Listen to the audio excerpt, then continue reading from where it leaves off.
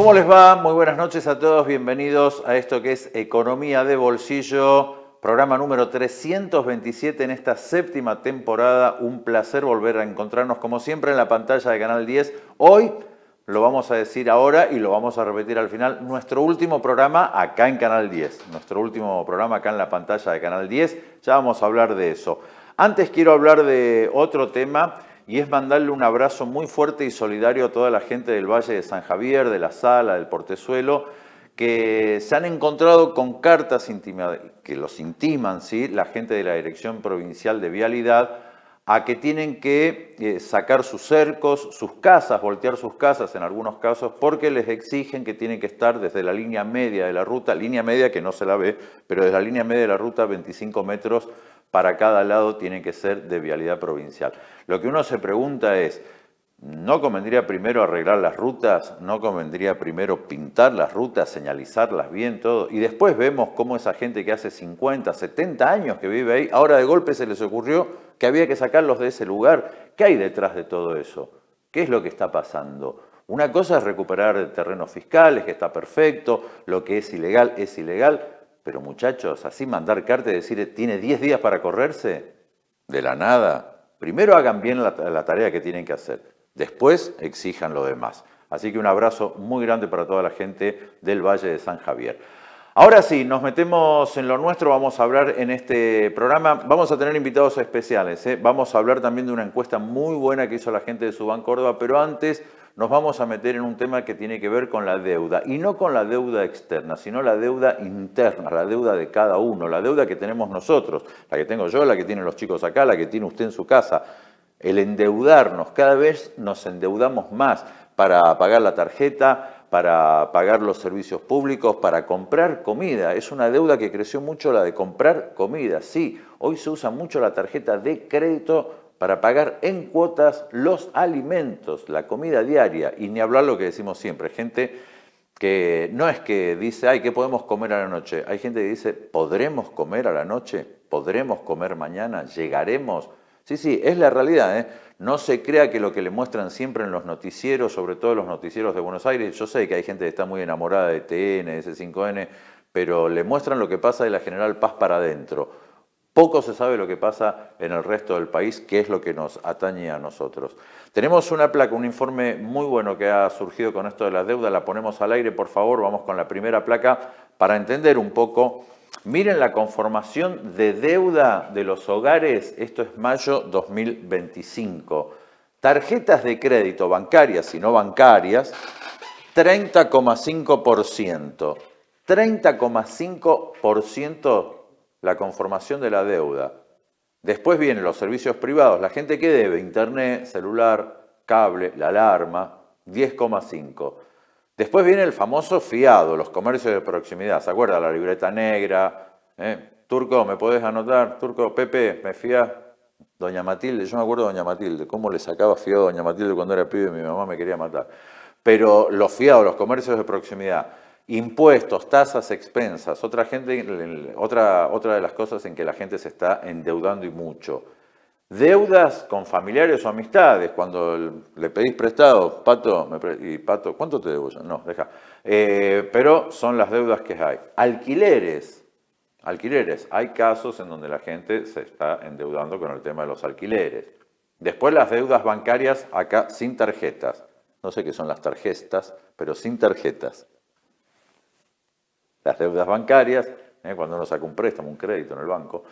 Servicios públicos, 5,7%, la salud, prepaga, la educación privada, financieras y prestamistas. Ojo ahí, muchachos.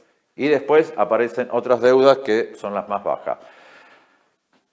¿Vieron lo que es tarjetas de crédito? Son las que más llevan. Tarjetas de crédito, ahí arriba, 30%. 30% de las tarjetas de crédito. 30% de la conformación de las deudas son por las tarjetas de crédito. ¿Por qué? Porque se hace muy difícil pagar la tarjeta de crédito. Porque un mes tuviste que gastar un poco más o te salió un gasto extra y no alcanzaste a pagar el total y pagaste el mínimo y los intereses te destrozan. Te destrozan, sí sabremos. Todo nos pasó. No es culpa tuya. Tampoco te sientas mal, uy, soy un... No, nos pasa a todos. A todos nos pasa. Porque no nos alcanza. Porque los salarios están pisadísimos, nos quedamos súper atrás, los que tenemos la suerte de tener un salario, ni hablar los que no tienen un salario, ni hablar de los jubilados. Vean la segunda placa para que sigamos entendiendo un poco más esto. Segunda placa, por favor, y es la situación actual de las deudas de hogares a mayo del 2025. ¿Cómo están las deudas? ¿Cómo es la situación? Regulares, o sea, están ahí 24%. Ahora, ya llegaron a la instancia judicial el 28%. ¿Vieron cuando te llaman por teléfono, señor, tiene que pagar porque si no ya pasa al abogado? Y en mora simple, o sea, estoy en mora, todavía no entré a instancia judicial, no, estoy ahí, ¿no? Estoy ahí de entrar en instancia judicial el 48%. 48% de estar ahí en instancia judicial o de estar complicado ya con esa deuda. Esa es la situación actual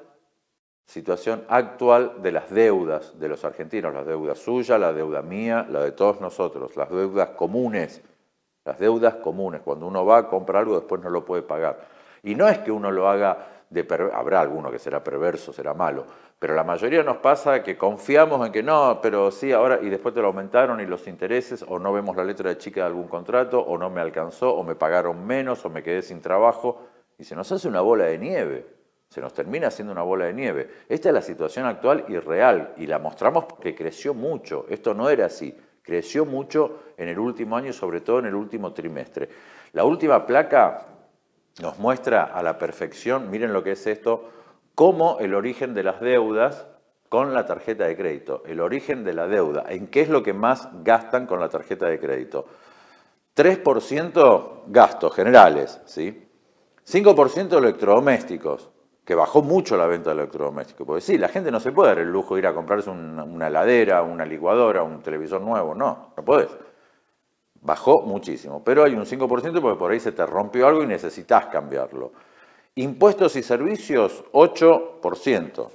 Impuestos y servicios. Sí, hay gente que no tiene la plata para pagar la luz, el agua y lo tiene que... ¿Sí, qué pasa? No tiene cómo pagarlo. Y el famoso tarjeteo. Combustible. El combustible generalmente se pagaba en efectivo, débito, con las aplicaciones de las estaciones de servicio. Bueno, ahora con tarjeta de crédito. Crédito, estamos hablando de tarjeta de crédito. Ropa también, cada vez se compra menos, textil ha bajado muchísimo. 15%. 15%. Y este no contesta. 15%. Y por último, alimentos, 58%. Un nivel muy alto, 58%. El origen de la deuda, 58% de las tarjetas de crédito, alimentos. La gente compra alimentos con tarjeta de crédito. Van al súper, hay supermercados que te ofrecen 4 cuotas sin interés con determinada tarjeta, 3 sin interés, sin cuotas, pero usan la tarjeta de crédito. Usamos la tarjeta de crédito, ya sea bancaria o no bancaria, para comprar alimentos. Creció muchísimo. Antes, en lo que menos se usaba la tarjeta de crédito era en comprar alimentos. Uno usaba la tarjeta de crédito para comprarse algo de ropa, la época escolar para los chicos, los uniformes, el delantal, el guardapolvo, algo que te hacía falta, una ropa de abrigo en invierno, un electrodoméstico. Ahora los caloventores, las estufas explotan, ¿no? Viene la época en que con estas temperaturas extremas de frío la gente empieza a comprar esas cosas, todo. Pero alimentos. Eso es lo que nos debemos preguntar. Y eso es lo que se deben preguntar quienes manejan el país, los que manejan las provincias, los que manejan la economía, los que dicen no, hay que apoyar, estamos bien, esto va a mejorar. Los que ven la macroeconomía y no ven la microeconomía, que es lo que decimos todos los días cuando hacemos economía de bolsillo. La microeconomía, amigo. El empleado, el trabajador, el obrero, la señora, el ama de casa, no llegan. No llega el jubilado, no llega. Y para colmo, el miércoles pasado, como todos los miércoles, como desde hace muchísimos miércoles, lo mismo. Gendarmería, Policía Federal, Policía de la Ciudad, cascos, escudos, tirando gas, pegando palos. A los jubilados que lo único que piden, que le acaban de congelar de vuelta los 70.000 pesos y le van a aumentar un 2,8%, lo único que piden es cobrar lo que merecen cobrar, vivir dignamente sus últimos años. No es mucho tampoco lo que están pidiendo. No es mucho. Sumar el conflicto del Garrahan, un hospital que es un ejemplo No, pero los ñoquis, y te desvirtúan todo, ¿no? Para todo, o sea, nos quedamos discutiendo el precio de una docena de empanadas, pero no escuchamos el discurso completo, no vamos a la realidad de la discusión. No es si una docena de empanadas sale 48.000 pesos, 12.000 pesos, si en Salta le ponen papa, problema a los salteños, para mí las tucumanas son las mejores. No es esa la discusión es que no alcanza, no alcanza. Y el índice de vida, del costo de vida, no es únicamente me alimento, pago los impuestos y chao. No, no. El ser humano, el argentino, la argentina también tiene derecho a ir a tomar un café, de ir al cine, de salir a pasear, de irse de vacaciones, de comprarse ropa, de mejorar su vida. No quieren que mejores tu vida. No quieren que mejores tu vida. No, los números, basta de los fríos números. Atrás de los fríos números hay gente. Hay gente de verdad que sufre, hay gente que la pasan mal en serio. Ese es el mensaje, no cuánto sale una docena de empanadas. El mensaje es que acabamos de salir de la Organización Mundial de la Salud. Ese es el mensaje. Ustedes entienden que acabamos de salir de la Organización Mundial de la Salud. El mensaje es ese, están destruyendo la salud, están destruyendo la educación, ya destruyeron la obra pública, no les interesa nada. Hoy vamos a tener a Horacio Robelli acá y vamos a hablar de lo que está haciendo este gobierno, de todo eso. Vamos a hacer la primera pausa ahora, ¿sí? Y antes de la pausa déjame que te recuerde que Ormeco tiene más de 60 años de trayectoria produciendo hormigón elaborado. Además, Ormeco es la única empresa del NOA que pertenece a la Asociación Argentina del Hormigón. Seguilos en redes sociales para consulta y asesoramiento, los teléfonos en pantalla. Pausa y venimos en Economía de Bolsillo. Segundo bloque de Economía de Bolsillo y nos vamos a meter en el tema internacional porque también nos afecta a nosotros. No vamos a hablar de esa isla de África que quiere ser parte de Argentina, no, créame que de eso no vamos a hablar. De lo que vamos a hablar, sí, es del tema de los aranceles. ¿Por qué? Porque nos sigue importando a nosotros, a los argentinos, el tema de los aranceles y sobre todo a Tucumán, que es una provincia que exportamos algunos productos a Estados Unidos. Y si Estados Unidos pone aranceles altos o bajos, va a depender de cómo se va a mover también esa economía en nuestro país. Resulta que el señor Trump un día se levanta enojado y le mete 50% de aranceles a todos los productos de Europa, otro día se levanta de buen humor y dice, no, a ustedes les voy a poner 5 nomás. Y es como que va haciendo así, ¿eh? Es como el pato Donald, pero el pato criollo Donald. Cada paso uno sabe cómo sigue. Pero veamos este informe porque una corte de Estados Unidos le dijo, no puede poner aranceles. Pero otra corte le dijo, no, en realidad sí puede, por un tiempito, hasta que lo investiguemos. Ni ellos saben, mirá. Los aranceles están al centro del nuevo jaloneo entre el presidente Trump y las cortes. En cuestión de horas, la mayoría de los aranceles globales ordenados por Trump fueron bloqueados y después reinstalados por cortes diferentes. Primero, el Tribunal de Comercio Internacional en Nueva York, con un panel de 3 jueces, frenó al mandatario, argumentando que los aranceles mundiales exceden cualquier autoridad otorgada al presidente por la Ley de Poderes Económicos de Emergencia Internacional. Liberation Day. Ley que invocó Trump el llamado Día de la Liberación, cuando colocó impuestos a prácticamente todos los países del mundo. Aunque vayan a la Corte Suprema, eso no va a cambiar el hecho de que la Constitución lo dice en términos claros, que es el Congreso el que tiene la autoridad de imponer aranceles y no la Casa Blanca. Pero la administración Trump apeló la decisión y logró desbloquear temporalmente los aranceles gracias a una Corte Federal de Apelaciones, ante la que argumentó una amenaza que podría revertir meses de toma de decisiones en política exterior y delicadas negociaciones diplomáticas a expensas del bienestar económico del país. Con la Casa Blanca incluso señalando a los jueces en Nueva York de abusar de su poder y de usurpar la autoridad presidencial. Pero las señales encontradas sobre los aranceles solo añaden incertidumbre, opina este comerciante, que vende ropa importada en un vecindario hispano en la capital. Y lo que vamos a hacer es cerrar el negocio porque al ver que él tiene esta guerra con China económicamente y los afectados somos nosotros, pues increíblemente pues ya no se puede. Pese a la confusión legal en torno a los aranceles, Wall Street cerró la jornada con ganancias. Pero en el ámbito internacional prevaleció la cautela, con China llamando a terminar la guerra comercial. Durante el día, otra corte, la de Distrito de Washington, D.C., también bloqueó los aranceles bajo la ley de emergencia, aunque el juez en cuestión pausó su propia decisión. ¿Usted entendió algo? Yo tampoco entendí mucho, pero por ahí usted sí entendió. Yo no, de verdad. Esto de que apelamos pero no apelamos, que el Congreso... Porque él sacó una ley Trump, ahora cuando asumió, tipo ley bases de Milei. No le diga a Milei que yo dije eso porque va a decir, nos copian, o sea, digamos, nos copian, soy el mejor y todo eso por el estilo que suele decir el presidente. Que tenemos un bloque para él y su relación con la prensa. Pero volvamos al tema de los aranceles. Digo, Argentina, y en el próximo bloque lo van a escuchar Horacio Robelli, Argentina tiene que ser más inteligente, no tiene que hacer negocios con el que le cae bien, tiene que hacer negocios con el que le traiga la plata. Después si te cae bien, te cae mal, es otra cosa. Pero como dice el dicho, business is business, negocios son negocios. China te quiere comprar limones, vendele a China. No, pero que son comunistas, vos vendele. Mientras ellos te paguen, vos vendele. Mira, no tengo para pagarte, pero te puedo hacer 5 diques. Vení, haceme los 5 diques, maestro, tomá los limones. Brasil quiere carne, tomá amigo, llévatela acá. No, pero Rusia, vendele. Basta, basta. Empecemos a hacer negocios bien de la Argentina, empecemos a exportar bien las cosas, empecemos a producir, empecemos a tener industria, empecemos a crecer en serio. Si no, vamos a hacer, en vez de la República Argentina, vamos a hacer el Banco Argentina.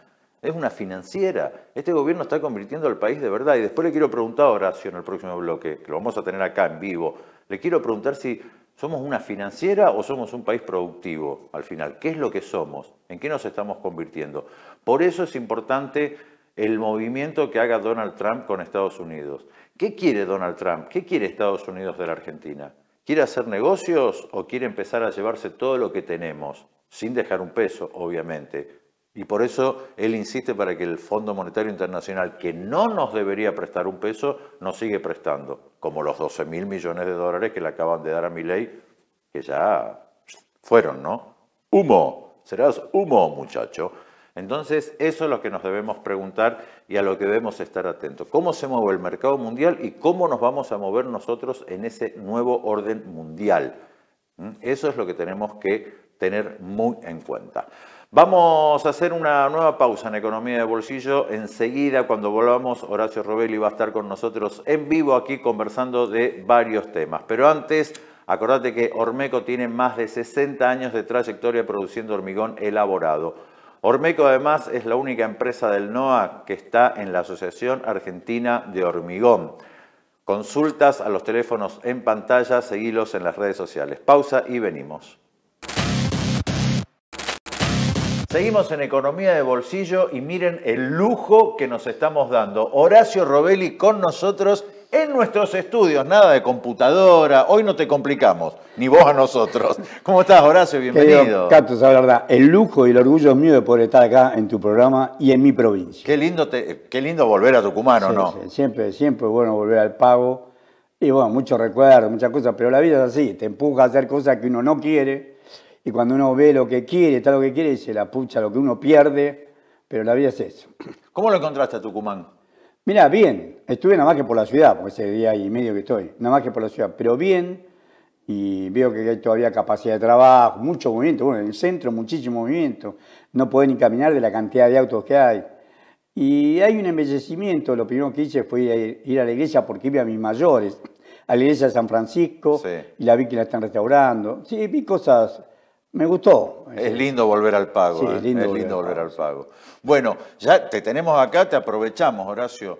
Hay para hablar de todo. Deuda, cada vez nos endeudamos más. Exacto. Nos endeudamos nosotros, particularmente hoy en el programa hablamos de eso, ¿no? Las deudas que están tomando las familias para poder pagar cosas, para poder comer, cada vez se endeuda más la gente. Bajan los empleos, cada vez hay menos empleo, cada vez es más difícil para los jóvenes emplearse, deserciones. No es bueno el panorama que se nos presenta. Y va a ser peor. Y va a ser peor. Mientras siga este gobierno va a ser peor, porque el modelo de ellos es endeudarnos. Ellos lo que quieren es que nosotros nos endeudemos. No solamente la deuda de bolsillo, la deuda privada, sino también la deuda general que la paga el pueblo argentino. Ellos arreglan todo con deuda. Dicen, bueno, pero los precios no crecen tanto como crecían antes. No crecen tanto porque los empresarios nuestros calculan su tasa de ganancia en dólares. Entonces, cuando ellos ven que los pesos dan más que los dólares, está bien, fijan precios, no necesitan aumentar 30-40%. Como aumenten 2 o 3% todos los meses, en dólar crece más que el dólar. El dólar está creciendo 1%. Claro. Por ejemplo, el año pasado, según el índice de precio al consumidor del INDEC, que no es la inflación exactamente, pero que teóricamente mide la inflación, creció 118,7%. El tipo de cambio oficial creció solamente un 30%. Por lo tanto, lo que ganaron en pesos, ahí ganan 80%. Lo mismo, lo que ganaron los que pusieron en un plazo fijo o en un título público ajustable por inflación, o cuando ves la remarcación del precio de los productos, porque estamos diciendo que ese índice refleja pálidamente la realidad, claro. Uno se da cuenta de la magnitud que ganan, lo que gana Arco, Molino Río de la Plata, Frigorífico Río Platense, LD, ganan fortuna porque han incrementado sus precios por encima del crecimiento del dólar. Y como la tasa de ganancia de eso en dólares, ganaron ese 80% de ese plus, lo ganaron en dólares el año pasado. Y este año hacen exactamente lo mismo. Había empezado un derrape cambiario. Recordemos que el Banco Central había perdido hasta el 11 de abril, tomando del 2 de enero al 11 de abril, el Banco Central había perdido 6.300 millones de dólares de reservas brutas, 6.300 millones. La recuperó con creces porque vino el fondo y le puso 12.000 millones de dólares. Entonces esa corrida cambiaria incipiente que hubo hasta el 11 de abril se frena. Y ellos sabían que iban a tocar, que de la banda que pusieron de 1.000 a 1.300 pesos, iban a estar más cerca del piso, porque el martes 14 de abril del 2025 ingresaron a Argentina dólares billetes que venían de Washington, del Fondo Monetario Internacional, por 12.000 millones de dólares. Muchísimo. Muchísimo. Entonces, claro, por la ley de la oferta y la demanda lo que abunda es dólar. Pero inclusive, pese a que tiene esa cantidad de dólares, no lo utilizan para acumular reservas, lo utilizan para mantener esta ficción de los precios bajos. ¿Para qué? Reservas no tienen. No, al revés, no están constituyendo reservas y sí lo hacen para seguir alimentando esto que se llama bicicleta financiera o carry trade, lo que acabamos de contar. O sea, la inflación, la tasa de interés por encima del crecimiento del valor del dólar, del precio del dólar. Crece más los precios de cualquier producto. Piensen en el producto que quieran, en la ropa, en la comida, en el viaje, en la nafta, en lo que quieras vos. Te aumentó mucho más que lo que aumentó el dólar. En un año y medio, aumentó mucho más que lo que aumentó el dólar. Esa monstruosidad, ellos que la quieren seguir proyectando. De hecho, el día miércoles se hace una licitación de títulos públicos y colocan un bono, ellos llaman BOTEN, el bono del Tesoro, el bono del Tesoro Nacional. Ese bono coloca 1.000 millones de dólares a una tasa fija del 29,5% anual en pesos. Pero se constituyeron dólares, trajeron 1.000 millones de dólares, compraron este título que se ajusta a pesos de una tasa del 29,5% anual, 29,5% anual, porque están convencidos que de acá a un año va a crecer menos el dólar que ese 29,5%. Ya ves que le pusieron 1.000 millones de dólares. Por lo tanto, para contestar tu pregunta inicial, esto que estamos viviendo lo están proyectando hacia el futuro. Ellos no tienen ningún interés en ajustar el tipo de cambio, porque le están dando renta financiera al capital que viene y compra títulos públicos, en este caso el BOTEN, trajeron 1.000 millones de dólares, colocaron el 29,5% anual, porque saben que la inflación va a ser menor que eso y saben que el tipo de cambio, fundamentalmente el dólar, va a crecer menos que eso, va a crecer al 1% mensual como lo están haciendo. Entonces va a crecer 14% en un año, 1% acumulado da casi 14% anual en dólares, pero ellos ganan 29,5%. Esa diferencia entre los 14% que se ajusta el tipo de cambio que ellos proyectan de acá a un año y el 29,5% a mayo del 2026, esa diferencia entre los 14 y los 29 son 15,5 puntos. Eso no lo ganan en ningún lugar del mundo. No, obvio. Ganan fortuna en dólares. Por eso lo quieren seguir existiendo. Pero pese a eso, este tiene una garantía que es la famosa cláusula PUT, PUTS. La cláusula PUT significa que antes de que se vayan ellos, en mayo, este título se le llama BOTEN 2030 porque vence en mayo del 2030. Antes que se vayan ellos, en mayo del 2027 vos podés ir al Banco Central y cambiar todo estos 15% de diferencia en dólares. Lo convierte en dólares. O sea, estos 15% de diferencia que hemos dicho recién, que ellos lo proyectan de acá hasta mayo del 2027, o sea, mayo 26, mayo 27, convertirlo en dólares, esa es la cláusula PUT. Y el Banco Central tiene obligación, es el garante, de darle $2 a estos que compraron. No va a ser el primer título, va a haber otro título así, porque este es el mecanismo perverso que les asegura tener esta rentabilidad. Ahora, nosotros, después te quiero hacer una pregunta del tema de la inflación que me quedó, pero primero, nosotros siempre dijimos Argentina es un país netamente productivo, produce de todo, vive produciendo. Nos estamos convirtiendo en un país financiero, en una financiera enorme. Pero tiene una conversión. Primero, lo mismo hizo Martínez Dios con la tableta cambiaria, lo mismo hizo los 11 años la convertibilidad. Pero ellos no tenían con qué pagar. Acá sí tienen con qué pagar. Nos endeudan. Hay una frase de un presidente norteamericano. El segundo presidente, después de Washington, el segundo presidente de Estados Unidos se llamó John Adams, que es como decir acá Juan Pérez. Sí. John Adams fue presidente de Estados Unidos de 1797 al año 1801. Fue el presidente que, recordá que en 1776 fue, bueno, de 1797 a 1801 fue presidente de Estados Unidos John Adams. Y John Adams dijo una frase que sentencia nuestra historia. Dice, a los pueblos se lo domina por la espada o por la deuda. A nosotros nos quisieron dominar por la espada los ingleses, y como acá teníamos claro al enemigo, el que era el invasor inglés, vinieron con Bedford y Wittlock, vinieron 20.000 soldados ingleses, 10.000 murieron en combate con el pueblo, que tiraba aceite y agua hirviendo, 20.000, 10.000 murieron acá y se tuvieron que rendir. Bueno, ahí el pueblo tenía claro quién era el enemigo. En cambio acá no se tiene claro el enemigo, porque el capital financiero no aparece. Aparece Milei haciendo las payasadas de siempre, aparece Caputo, aparece Pablo Kirchner, Caputo, Luis Caputo, ministro de Economía, Santiago Bausili, presidente del Banco Central, Vladimir Wernicke, vicepresidente del Banco Central, Juan José Deza, que es un argentino, nació en la embajada chilena, porque el padre era agregado comercial en la época de Pinochet. Juan José Deza y Pablo Kirchner, los 5 principales funcionarios, los 5 tienen domicilio en Nueva York. Cambiaron domicilio para ser funcionario acá, pero si van a volver a Nueva York, no bien termine su tarea acá, claro. Se van a volver a Nueva York. No bien termine en la bicicleta, se exactamente. vuelve. ¿Y la bicicleta cuándo termina? Cuando, una vez que estamos muy endeudados, hoy la deuda casi llega al 100% del PBI. La deuda oficial, declarada, firmada por Pablo Kirchner, secretario de Finanzas, la Secretaría de Finanzas nos informa que la deuda al 30 de abril del año 2025 es de casi 183.000 millones de dólares. Cuando se fue el inútil de Alberto Fernández era 370.000 millones de dólares. Ahora 183.000 millones de dólares. Aumentaron la deuda en 113.000 millones de dólares. Si uno dijera, bueno, hemos recuperado el río Paraná, el Puerto Rosario, tenemos nuestra propia marina mercante, se construyeron 3 millones de viviendas, no se compró un ladrillo. Todo esto lo usaron para pagar el déficit fiscal que había dejado la gestión de Massa y de Alberto Fernández, capturar las LELIC, los negocios de los bancos, la LELIC, y después en la bicicleta financiera que estamos diciendo. Esto es lo que hizo que la deuda sea 113.000 millones de dólares ahora, pero va a seguir subiendo, porque todos lo pagan con deuda, todos lo pagan con deuda. Entonces, como todos lo pagan con deuda, y va a seguir subiendo, va a llegar un momento dado que no se va a poder pagar más nada, y ahí es cuando ellos van a convertir estos títulos de deuda en petróleo, en gas, en litio, en minerales raros, en oro, en plata, en cobre. Cada vez, claro, Chile es el principal exportador de cobre del mundo. Nosotros estamos del otro lado de la cordillera de los Andes. Es lógico que San Juan se encuentre en grandes vetas de cobre.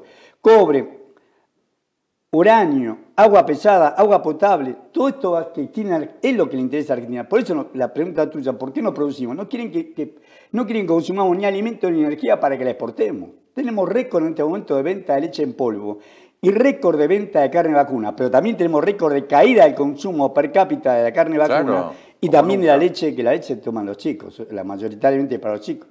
O sea, estamos haciendo un ajuste en todo el gasto privado y público del Estado, todo un ajuste fiscal, comercial, productivo, energético, todo ese ajuste para poder aumentar las exportaciones de energía y de alimentos. Y el mundo necesita energía y alimentos. Nosotros lo tenemos, en vez de usarlo nosotros, deprimimos nuestro consumo. Por eso se paraliza la industria, por eso paralizan todo, por eso dice importen, no produzcan acá, importen, sale más caro, importen. Claro, destruís empleo, destruís producción, no consumís energía y consumís menos alimentos. Por eso le pagan a los jubilados la miseria que le pagan, porque tampoco quieren que consuman los jubilados. O sea, esta es la triste situación a que nos lleva un gobierno como este. Un gobierno que lo dice el mismo Milei. En la Argentina está prohibido no exportar. O sea, que ellos ven la prioridad en exportar, cueste lo que cueste. Por eso estamos como estamos. Ahora, el tema, bueno, vos lo decías, lo de las empresas, ¿no? Cierran las empresas y algunas empresas también se avivan y dicen, si yo puedo importar cosas, puedo traer cosas de afuera, ¿para qué voy a fabricar yo fideo? Voy a tener 5.000 empleados, si me conviene comprar el fideo en Paraguay, le pongo mi nombre y lo vendo yo a mejor precio todavía y gano más plata y no tengo empleados, nada. Ojo con eso que ya lo hemos explicado acá. Y otro tema que te quería decir de la inflación. Yo soy de los que, o al menos acá en Economía de Bolsillo, no dudamos del INDEC. No dudamos del INDEC, pero sí decimos que el sistema que usan no es el que deberían usar para medir la inflación. Ahora, ¿cómo puede ser que la gente cada vez tenga más depreciada el sueldo y cada vez le alcance para menos si te dicen, no, pero la inflación está controlada? Claro, es lo que decís vos, digamos, cuando la canasta es una canasta vetusta, una canasta antigua, y aparte no pondera cosas que son mucho más importantes. Y tendría que ser por estrato social.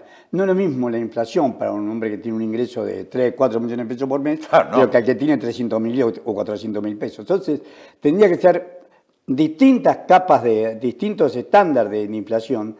Y la inflación en los sectores mayoritarios castiga mucho más el alimento. Y el alimento aumenta mucho más que el índice general de precios. Fíjate que el precio te dice, bueno, aumentó 2,5%, pero los alimentos aumentaron 4,6%. Siempre aumenta más el índice de precios en alimentos y bebidas que en general. Y ellos entonces aprovechan esa generalidad para que aparezca un índice más bajo. Habría que hacerlo en forma fraccionada por estratos sociales, por niveles de ingreso y a su vez cambiar la canasta, porque la canasta era de 1960 y se fue actualizando los parches hasta acá. Ya era hora de cambiar toda la matriz. Sé que el INDEC, porque lo dijo el actual director del INDEC, Marco Lavagna, que querían cambiar... O sea, que ellos tienen la matriz para cambiarla, pero obviamente el gobierno no quiere porque ¿cuál es el compromiso? El compromiso es con el capital financiero. No, por ahí da peor, dice, no, con este índice que ustedes dicen, ya te digo, en el 2024 dio 117,8%, y ellos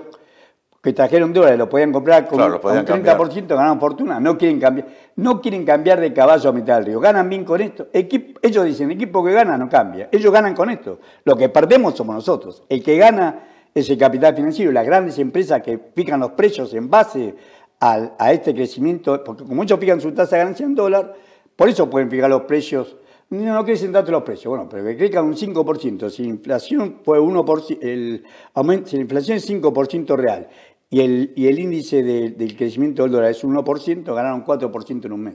Eso no lo ganan en ningún lugar del mundo, por eso lo hacen. La última que te quería hacer, Horacio, aprovechándote que te tenemos acá, esta pelea política que se da, y muchos desde el Partido Justicialista o el Frente para la Victoria, como le quieran llamar, desde el peronismo, vamos a aglutinarlos a todos en un movimiento desde el peronismo, dicen, bueno, que Milei sea presidente es culpa nuestra, dicen muchos. Pero hay otros que no se hacen cargo, ¿eh?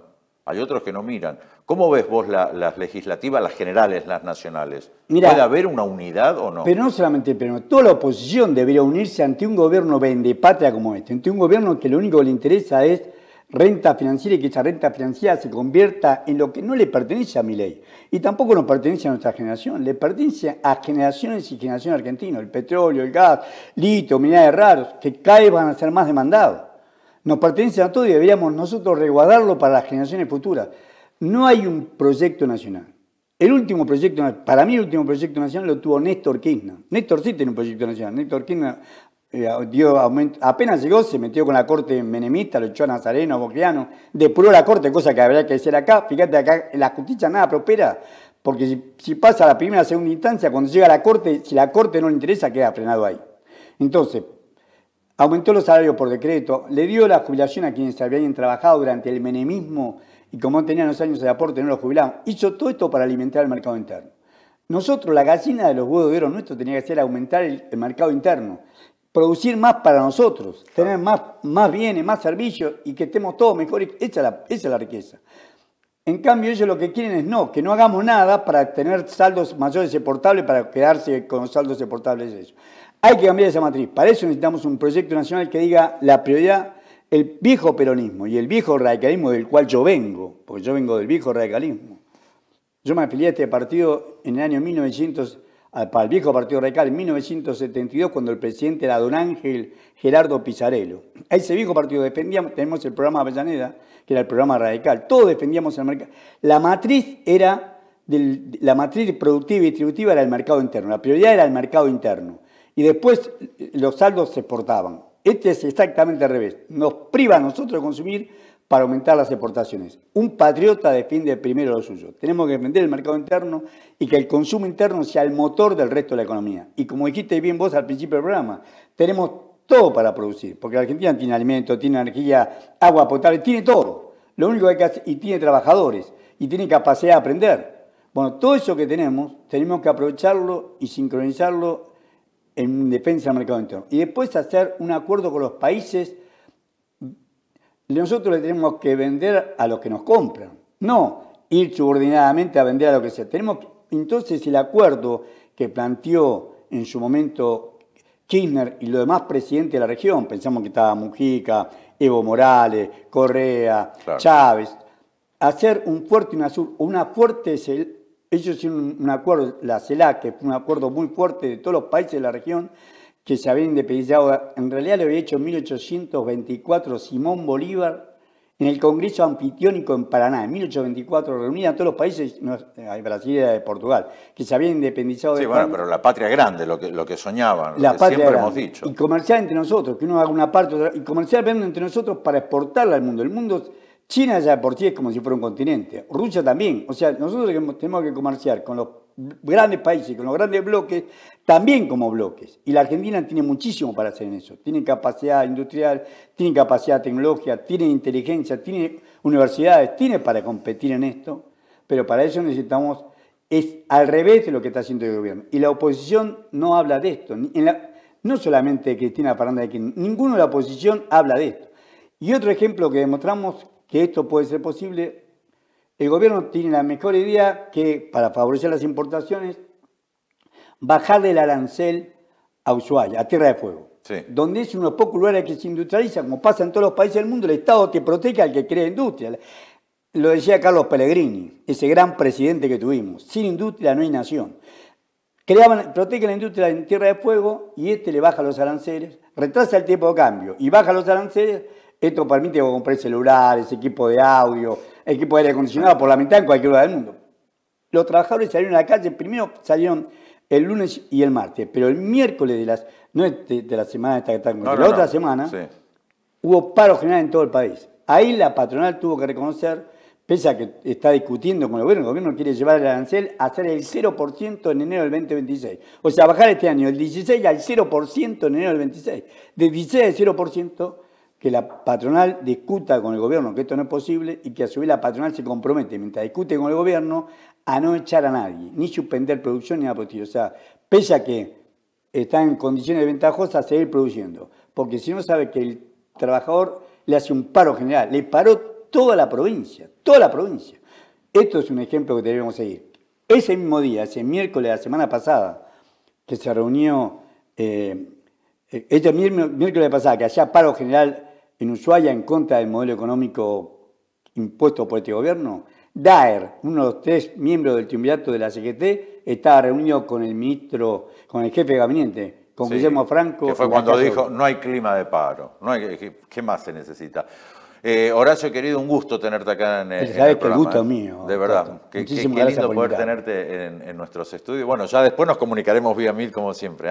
Lamentablemente para mí.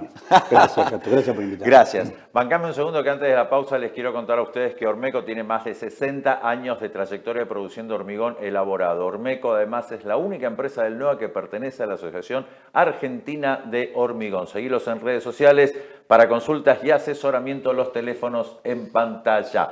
Hacemos una pausa, nos quedamos charlando un ratito más con Horacio Rovelli, ahí venimos. Seguimos en Economía de Bolsillo, último bloque. ¿Se acuerda acerca del principio del programa, por ahí en el bloque 2, si no me equivoco, que le dije que le íbamos a dedicar un capítulo a este nuevo trabajo que hizo Subban Córdoba, los amigos de Subban Córdoba, que tiene que ver en esta oportunidad con la relación del gobierno de Milei y de Milei con la prensa y con la manera de comunicar. Ahora que está este tema de la pelea, que tal periodista no me gusta, tal otro no, este sí, este más o menos, los mismos periodistas que, chicos, sáquense la careta, panquequean, un día lo pelean, lo hablan de Casa Rosada, no, era bueno, no era tan malo. Vamos, chicos, este juego lo conocemos todos. Va, todos no. A pesar que a mí me encanta cuando a mí en las redes sociales así me dice, vos sos un ensobrado. Ojalá, chicos, ojalá. No tengo auto, no tengo casa. Ojalá fuera ensobrado y tendría un poquito más de cosas, pero tampoco me gustaría hacerlo. El ojalá lo digo irónicamente. No me gustaría ser ensobrado ni lo quiero ser ensobrado.